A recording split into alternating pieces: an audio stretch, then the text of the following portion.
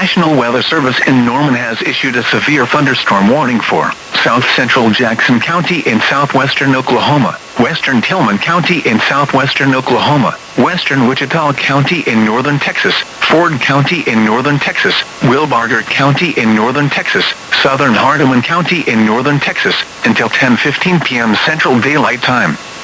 At 9:08 p.m. Central Daylight Time, a severe thunderstorm was located near Crowell, moving northeast at 55 miles an hour.